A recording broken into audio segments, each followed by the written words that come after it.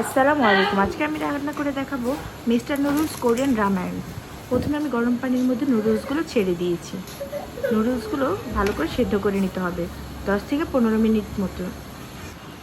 তারপরে এই যে মশলাগুলো আমি ঢেলে দিচ্ছি।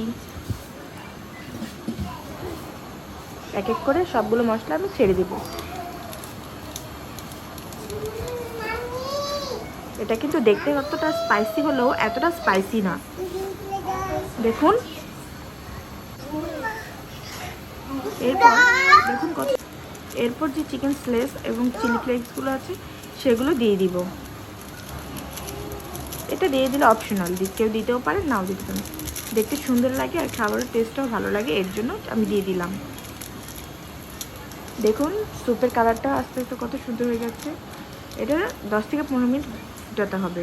নুডলসটা ভালো করে সিদ্ধ করে নিতে হবে, কেননা এটা অন্যান্য নুডলসের মতো পাতলা না, এটা একটু মোটা, তাই একটু 10 থেকে 15 মিনিট সিদ্ধ করে নিলে নুডলসটা ভালো করে ফোলে। এই যে আমি সিদ্ধ করে নিচ্ছি। হুমায়রা এতটাও ঝাল না, হুমায়রাও খেতে পারে। আমি লবণ দিয়ে নিলাম। এই তো হয়ে গেল, একটু নামিয়ে রাখবো।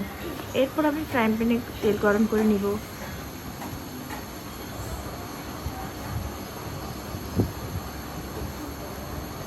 তেলটা গরম হয়ে গেলে সামান্য একটু লবণ দিয়ে দিব, যেহেতু আমি এটা পোস্ট করেছি।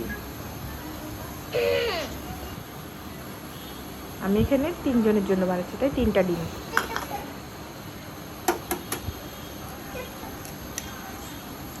তেলটা বেশি গরমে দেওয়া যাবে না, হালকা মাঝারি আছে দিয়ে দিতে হবে। আমি কুসুমটা একটু ফেটিয়ে দিলাম, কেননা তাহলে নুনটা ভালো করে লাগবে। এই তো ডিম ভাজা শেষ।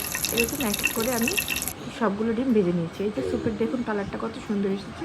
আর এটা আমার ডিমের, এই যে অপশনাল শেষ রামেয়ন নুডলস। এটা হোমমেড রামেয়ন নুডলস।